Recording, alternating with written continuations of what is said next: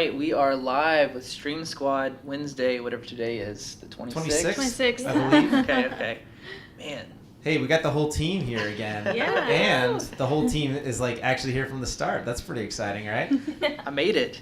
So thank you for jumping in. I know we've got a lot of regulars that watch this show every week. Also, for those of you that are maybe seeing Switcher for the first time, we'll talk a little bit about the product, some of the things that are possible, and what we've got in the works. But we typically take this program and we break it into 3 different segments. We talk about industry news, strategy, and we pull from the user group. There is a 4th category as well. Hashtag made with Switcher. Hashtag made with Switcher. So where we showcase videos where people are making videos using our product. And we've just been super impressed with the things that we've seen. And there's a lot of content that people are putting out there that we never would have even dreamed of when we started building this product. So it's been really cool to see the ripple effect of what people have been able to create and the impact that they're having in their communities. But let's kick things off. Whitney, you're the master of the list. The list, yeah. So I think the first thing on our list is the LinkedIn announced that they were going to integrate native video. So you can go into the LinkedIn app and start a video from there instead of uploading it, and it will automatically play when you do a video within the LinkedIn app and everything. This is not live. This is pre-recorded stuff, but you can record with the LinkedIn. Yeah, I think the news is teasing it. In the coming months, there will be video available in the LinkedIn newsfeed. So as you're scrolling, the autoplay that we're used to seeing in Facebook will be available in the LinkedIn newsfeed. And you can upload videos that are up to 10 minutes long, I believe. Yeah, 10 minutes. And the rules may change. It's still a new feature.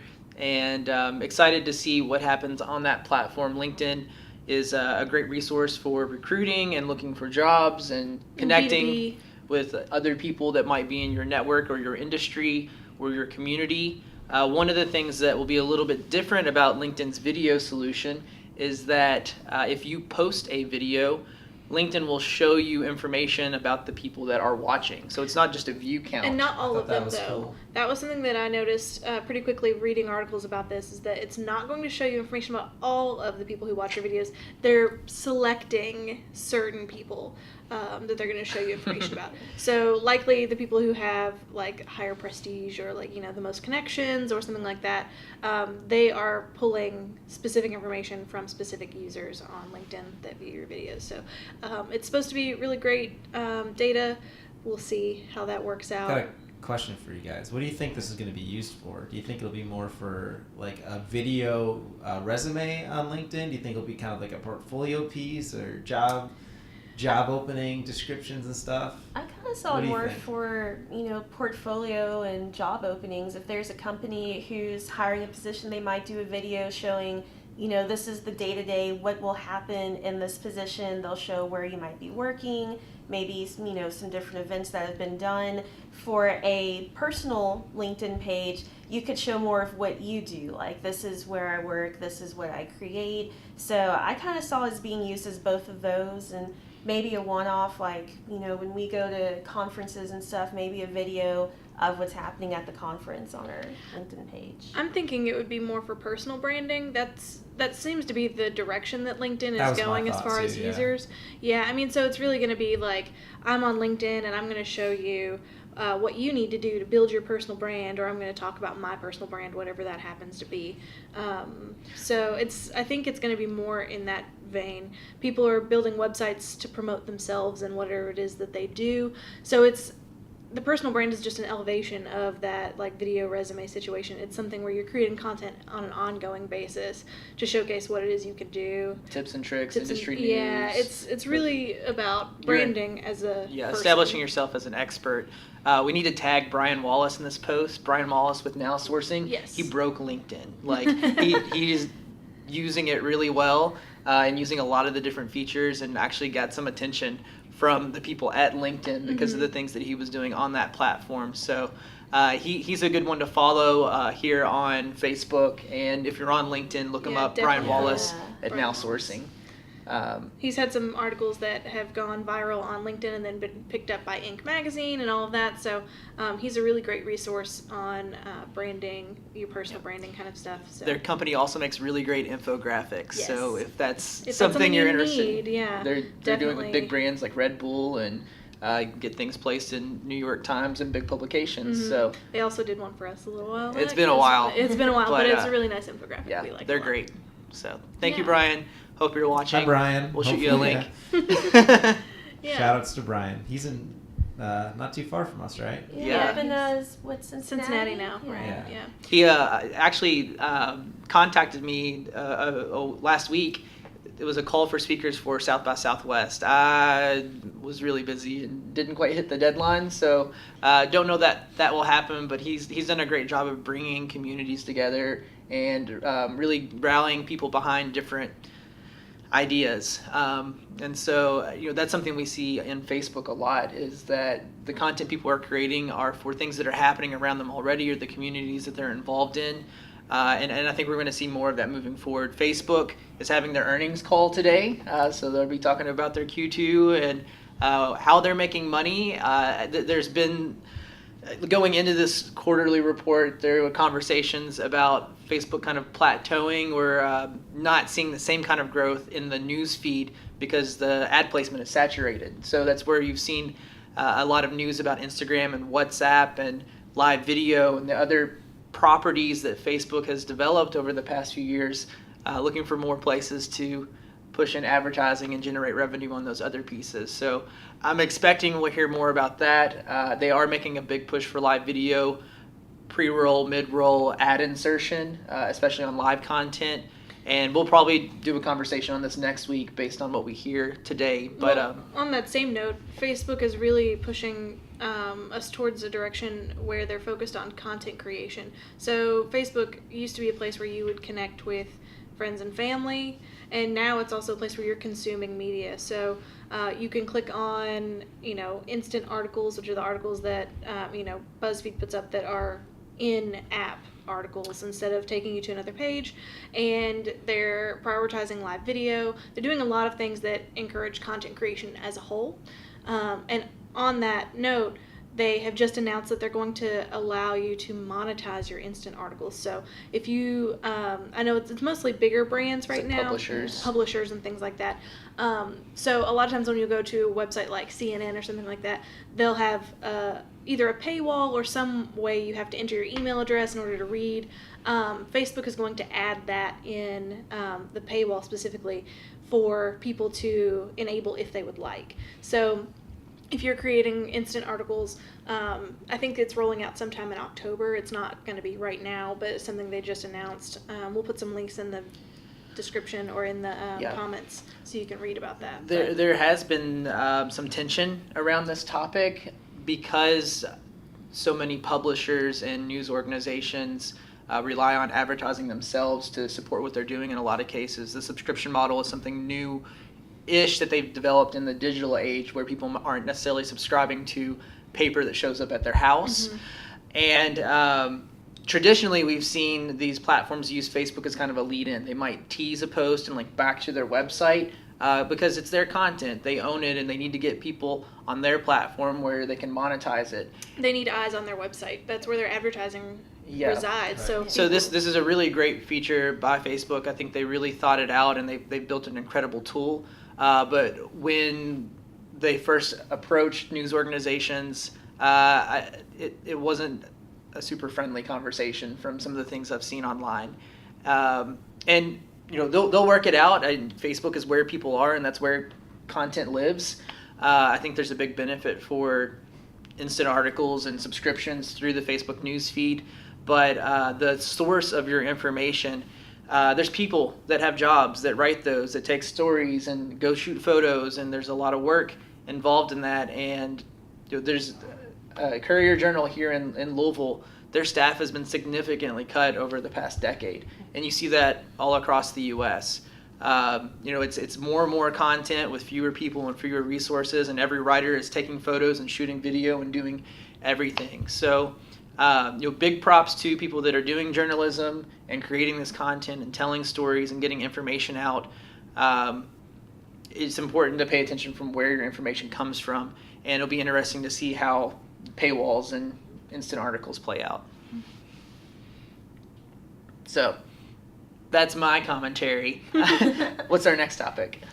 So the other thing that you guys kind of floated around, we Slack each other articles and stuff all the time. One of the things that we saw in this last week was a return of Google Glass. So Ooh. I think it's called Skylight now is what they're calling it. Yeah, they've renamed it, but it's kind of Google Glass for... It's Google Glass 2.0 and... Enterprise. That's yeah. the big word they're going with now. I think it's more... I think the original Google Glass, the problem people were running into was privacy issues where, you know, someone could take video at any time. Are you on camera? I've got the one over here. Cool. Yeah. I mean, it's kind of weird. I kind of can talk to it here. Hey, guys. But I can't see what's going on then. But yeah, I think that was kind of one of the first issues they ran into with it. Among other things, people might have just not been ready for it. But like the big use cases that worked for it were like the industry places or for training where I can sit here at a laptop or something and see someone's feed of someone, let's say, setting up a Switcher Studio setup. And I could be like, oh, you need to tap this button to get that feature or do this or that and communicate directly with them. So I think that's kind of more the route they're going as opposed to just something where you're constantly getting Facebook notifications and making phone calls or checking on Instagram or something. Yeah, Google Glass is a really interesting product. The idea of wearables has been around for a while. We see things like Apple Watch starting to do more. Apple's keynote is coming up in September, so probably lots of news around that as well. But Google Glass was really early in the space, and what was really strange about this product is that it was a public beta. It wasn't a product that everyone could go out and buy. It was built for developers to be able to play around with the technology, but it was very much in the public eye. Dan, I don't know how quick you are on Google, but there is a very iconic photo of Robert Scoble in a shower wearing Google Glass. And I don't know. I'm going to search for this. I'm going to try. So we'll let you play with that. But one of the interesting things about Google Glass is that it allowed you to wear glasses and overlay information in the real world. And there's this ongoing conversation about augmented reality and virtual reality and mixed reality and all these different terms that are getting thrown around. Quick definition, virtual reality is something that would be like you're inside of a video game and everything is pixels and none of it is real, but you're in that space and you can interact and move around and see things that are happening. Here's the image I think Nick's talking about. Here's Robert Scoble with Google Glass. So Google Glass was not a virtual reality experience. There's also things that are now being referred to as augmented reality, like Snapchat filters or some of the filters that you see in Facebook. Pokemon Go, where the camera senses something and it morphs it and makes it look like something else or provides more context and information around it. Yeah. I love that photo. Or it overlays something onto the real world. Yeah. So in the case of Pokemon Go, they overlay the Pokemon onto whatever you're looking at through your phone's camera. And so the first pass for Google Glass wasn't really either one of those. It was showing information on top of the real world. So you might look at a building and see the address pop up on screen. Or there's a company here in Louisville called Interapp that was doing a lot of development. It was a Google partner for Google Glass. They did a project with Yum Brands and Taco Bell where as new trainees come in and they're making food, they could show instructions and next steps. And that was one of the big takeaways from Google Glass was that there were very real applications in enterprise and in the professional workplace for training, for working more quickly, for having access to information.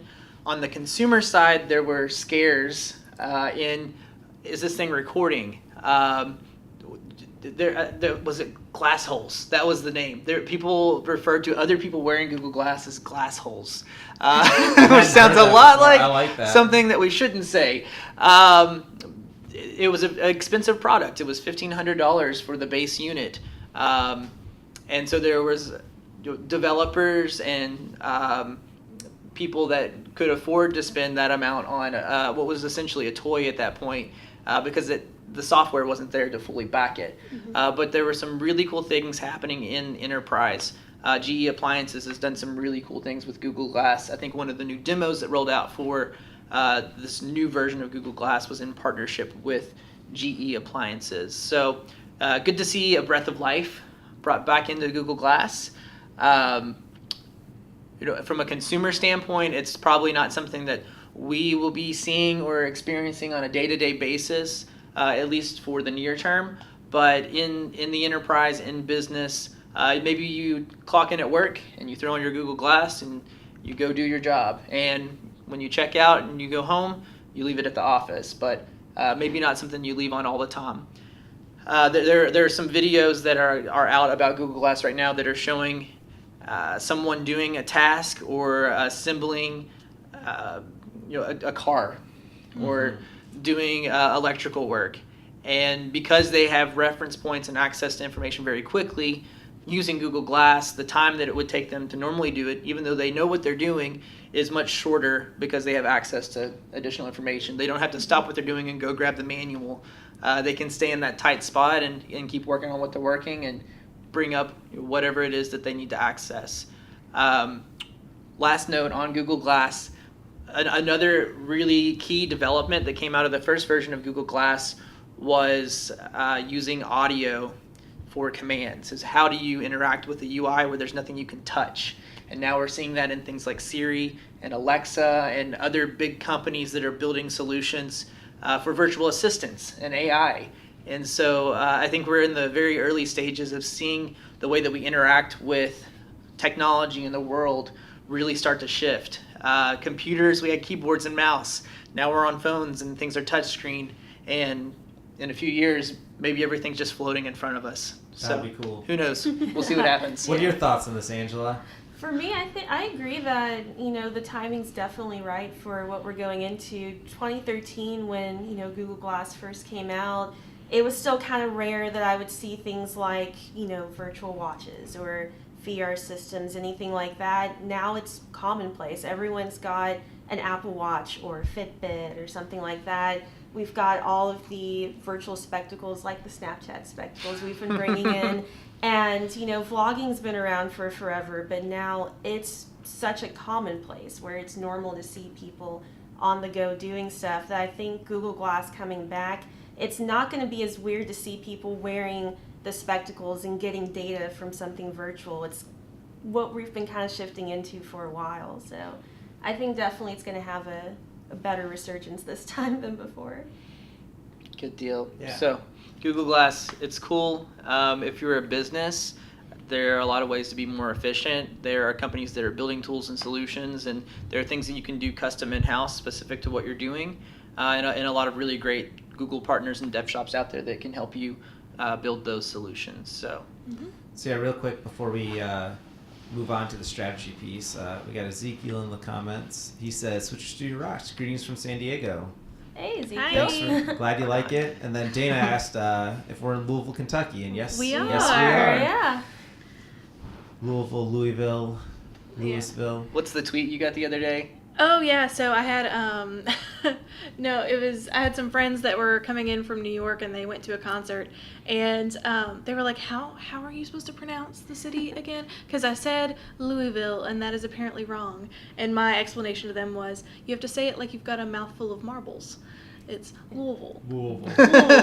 I've heard it explained. You have to say it like you're drunk on bourbon. Whoa. Well, yeah, that's probably accurate too. One day we'll have to have one of the shirts or cups in. There's a lot of the shops here in the city will have cups and shirts with 5 different major pronunciations of the city. So we say Louisville, but there's other Louisvilles in other states and they say them differently. So anyone who comes here for tourism, they can pick up one of them with like 5 pronunciations. We'll have to bring one on set one day. I finally caved in. I'm from upstate New York originally, and when I first came down here, I called it Louisville, and I'm like, I'm always going to call it Louisville because it's named after King Louis, but I don't know.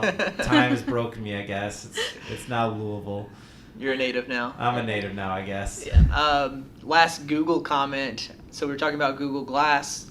Louisville is actually one of the cities that Google is looking at for Google Fiber. Google Fiber. And the city of Louisville has made a lot of changes and had town hall meetings and got a lot of support to make the changes needed for another internet service provider to come in town. And as of those of you that are making video or doing streaming, you see this all across the U.S. It's almost like the mafia.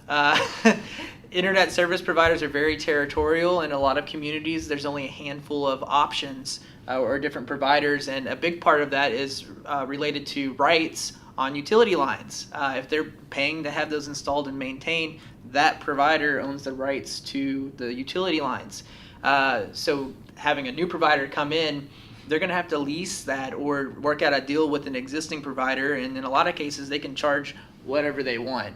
And so that's been a big bottleneck in communities for creating competition and having other solutions.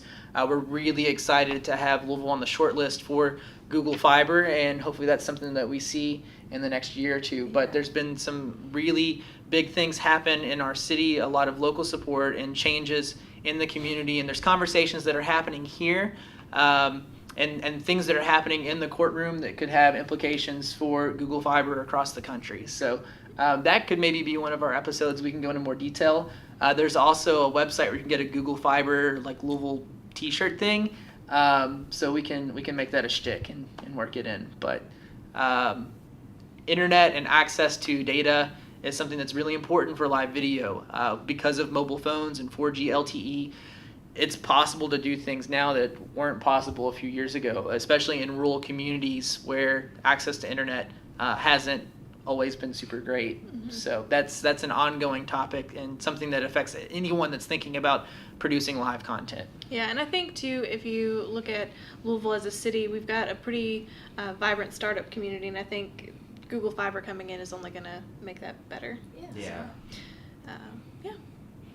So we'll move on to let's move right along to our strategy section. So every week we try to talk about some form of strategy piece related to creating content for live video. And this week we decided we were going to talk about how we as a team prepare for our live streams every Wednesday.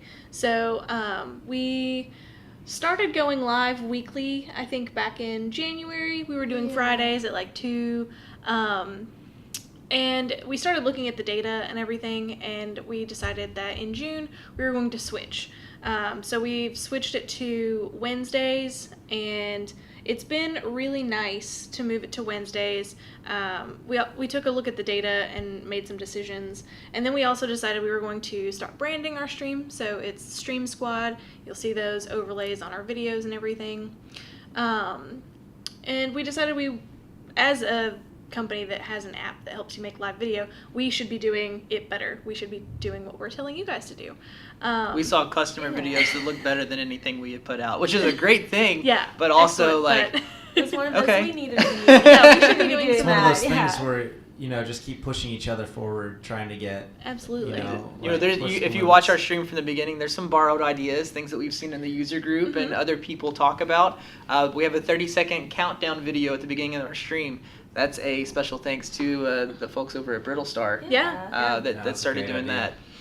I think, one of the big things to kind of talk about, though, is there's kind of a mental checklist to go through when you're doing live video. And it's not even just Switcher Studio. Like, Switcher Studio itself has its own kind of walkthrough or something you do where it's, make sure your cameras have space on them, make sure you have your audio figured out and blah, blah, all that stuff. But even before you get to that and we're doing the setup, there's still a lot of steps that we do. Right, there's the content play exactly. related to it. So why are you going live? What is the goal? And it's going to depend on the type of content you're doing. If it's an event, maybe you show up and you stream for 3 hours and that's it. But if it's something where you're having a conversation or a dialogue or an interview or there's strategy involved, everyone is going to benefit more if you give it some thought going into it and you don't just sit on camera and start rambling. Right. So when we went to revamp the Switcher live streams every week and decided to do Wednesdays, we also what our streams were about. So initially we were talking about questions people had, or we were basically doing live support.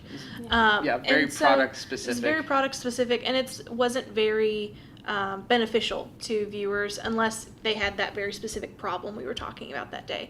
So in an effort to bring more value to the people who were watching our streams, we decided to move towards talking about industry news that might affect them in a way that relates to live video or marketing and social media and that kind of stuff, and then also talking about strategy, and then showing people what you can do with Switcher, with the Made with Switcher piece of our stream. So we can, by showing what other people are doing with live video, we can help influence you guys and kind of give you some inspiration on what you can do with live video.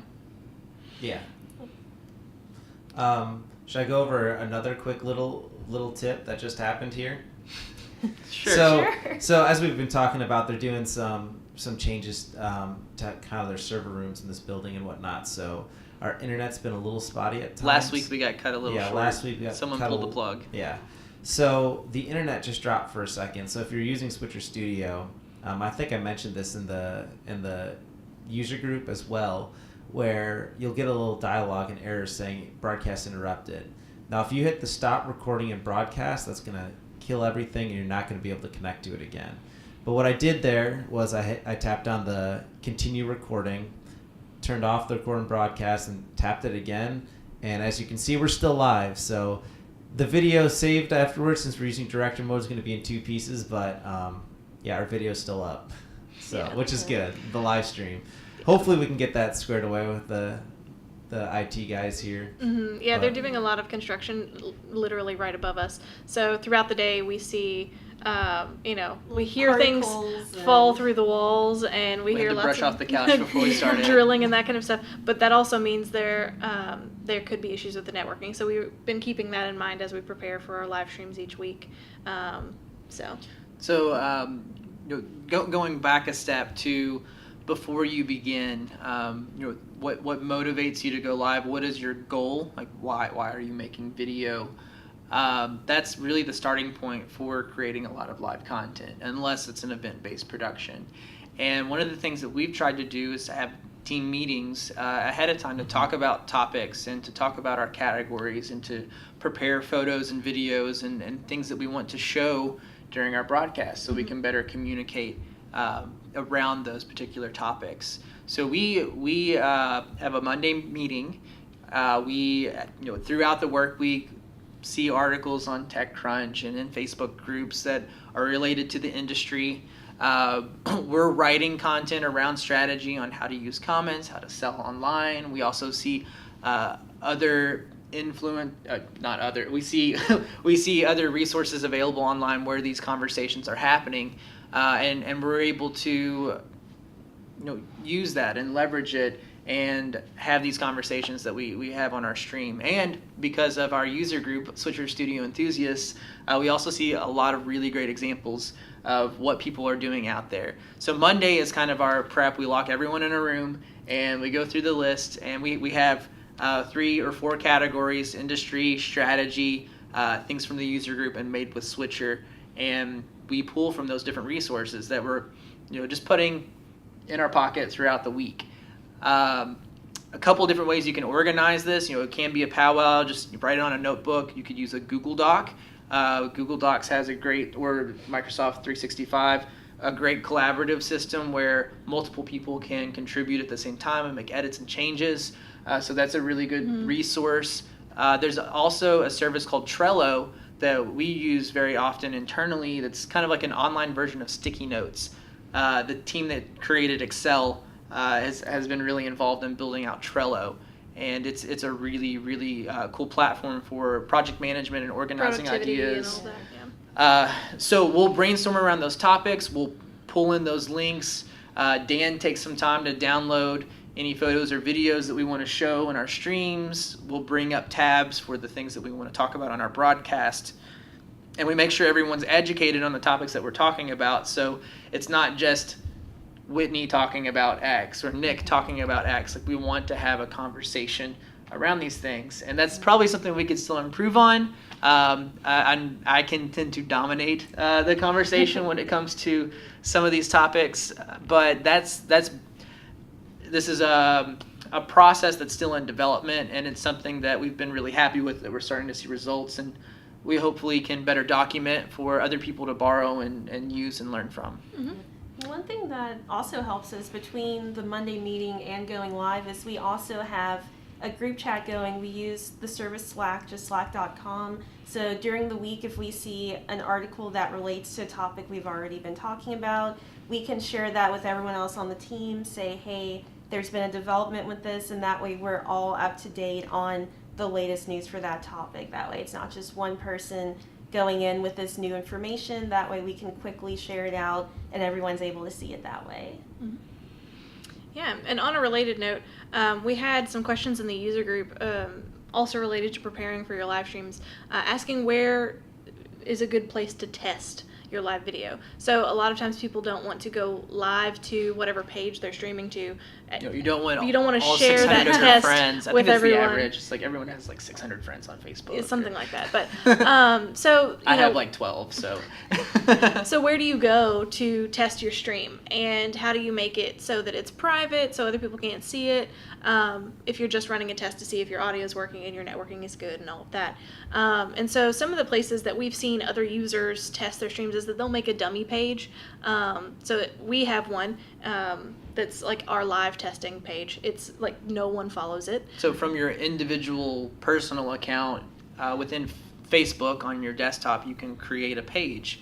And if you make that page and no one's following it or in that group, to some extent, you're the only one that knows about it. Yeah. And it's there. So that's a place you can do it. You can also choose the like only me option to stream, but then if you want to share it so other people can see the video and see how it looks and how it's working, that is not a great option. So if you're streaming to your personal timeline and you select only me, you would have to be logged into Facebook on another computer or another phone on your personal account in order to view it. And it will only show up on your timeline. It's not public. You couldn't grab the link and share it to your grandma or your brother or someone that you work with. I mean, you could always make exceptions for that after the fact, but during that wouldn't work. If it's a live test. So for live testing, a dummy page is a really good option.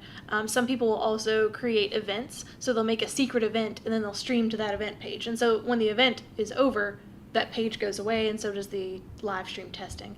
So those are two really good options that I have seen.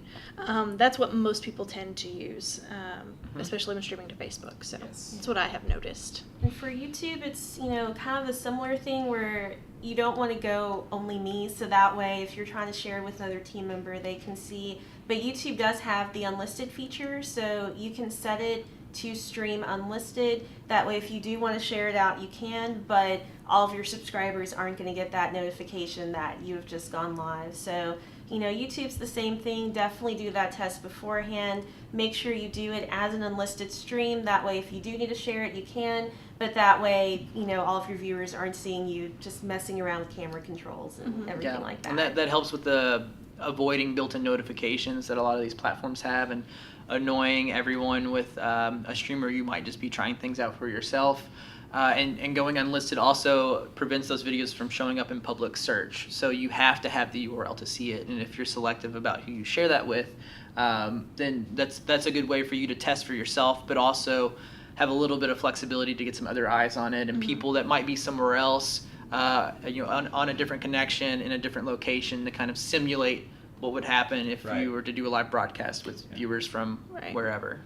And so if you have any other questions that are like this, where you have questions specifically about live streaming, we encourage you to join the Switcher Studio Enthusiast group. So Facebook just rolled out where pages can be linked with groups.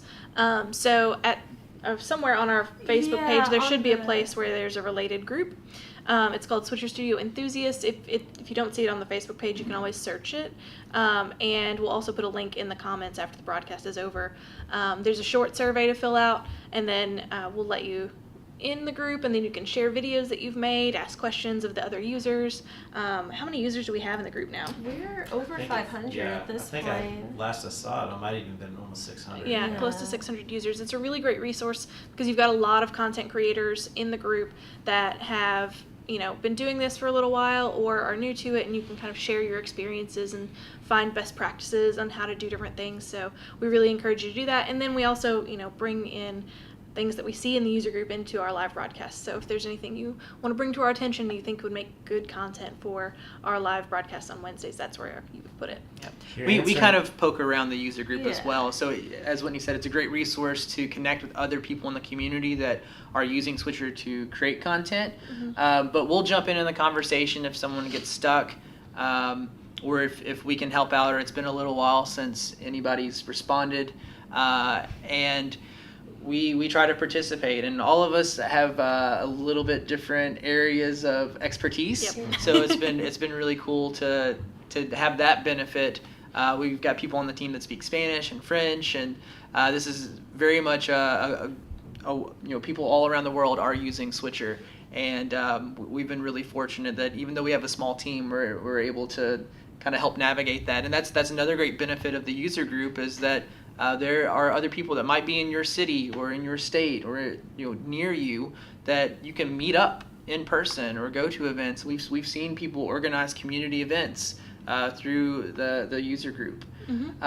One note that we rolled out last week, if you have questions that can't be resolved through the user group, email support@switcherstudio.com. That creates a ticket. It allows us to track it and work until we can resolve the issue. From time to time, we'll have personal direct messages sent to us, and sometimes they'll get buried. So They often get buried because if we're not friends, if the user and one Aren't of the team, connected. if we're not connected on Facebook, other than through the user group, it comes through as a message request, and so I don't get notifications for that. So it could literally sit in an inbox that I never see because it doesn't show up in my main inbox. So really, if you have questions that can't be resolved in the user group and you really need help from someone on the Switcher team, support@switcherstudio.com. Yeah, I don't know if you have the comments open there, Whitney, but that was actually one of our questions. Oh, was it? Yeah, so good Nice. job answering that. And I did see that Ezekiel, who asked the question about the user group, did just ask to join the user group. I just saw that Nice, notification. yeah. So. All right. Let's see. Oh, Yeah. we have another question here. Do you guys broadcast every Wednesday at the same time? We do. Yes, every So, Wednesday. yeah, every Wednesday at 2 o'clock Eastern time. We 11 Pacific. 11 Pacific. We schedule our Facebook Live broadcast. So if you would like to know when we go live, even though we go live Wednesday at 2, if you want notifications for when we go live, there is a notification button at the top of the Switcher Studio page. You can click there and make sure you have it clicked where you can receive notifications. So it'll usually let you know like 20 minutes before we have a broadcast starting if we've scheduled it, which we do schedule every broadcast. So that's your best way to know when we go live. Yep. And as Whitney was saying before with the user group, of course, you can search Switcher Studio Enthusiast and be able to find the group that way to join.